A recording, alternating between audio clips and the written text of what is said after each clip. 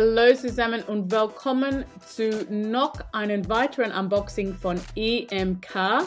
Heute haben wir eine größere Etui und das bedeutet, dass heute haben wir eine große Münze. So, schauen wir erstes Mal an. Wir könnten da sehen, das ist ein Produkt aus der Royal Canadian Mint. Das ist die Prägestätten von Kanada und wie immer von der Royal Canadian Mint immer Qualität, und das ist ein schöner Etui mit dieser ikonischen Rotfarbe, sehr sehr nett. So, fangen wir erstes Mal an mit der Zertifikat.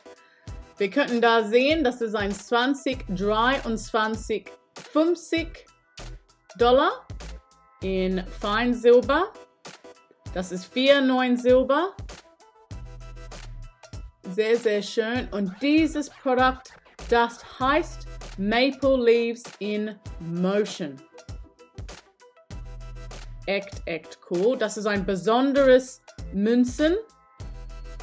Und dieses Münzen feiert die 35 Jubiläums des Maple Leaves.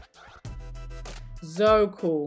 Das war 1988, die erste Maple Leaf geprägt wird. Und dann jetzt sind wir hier 2023. Und das gibt's diese besondere Münzen. Und sofort man dieses Münzen sieht, du weißt schon, warum das heißt Maple Leaves in Motion. So schön.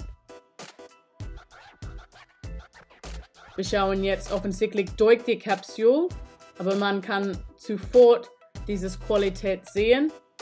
Und das ist immer schön mit der Royal Canadian Mint. Ich finde, dass die Prägestätten macht immer viel Arbeit auf beide Seiten von den Münzen.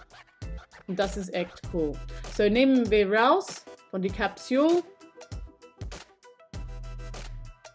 Oh. So schön. Diese 4,9 Silber. Das sieht wunderbar aus. Echt schön geprägt. Dann haben wir über die linke Seite oben von den Maple Leaves nochmal die Daten 1988 und 2023.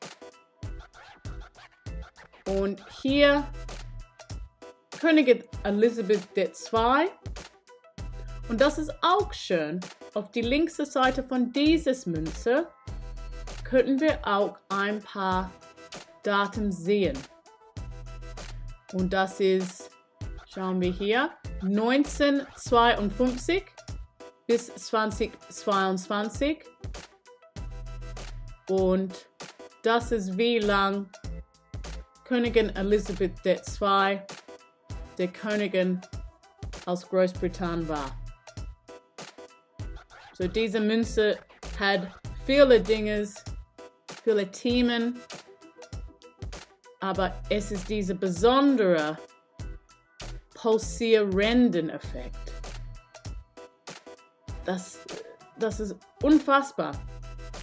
Wenn du ein Fan von Canada Maple Leaves sind und Bock auf dieses Produkt hatte, dann bitte schau mal bei www.emk.com,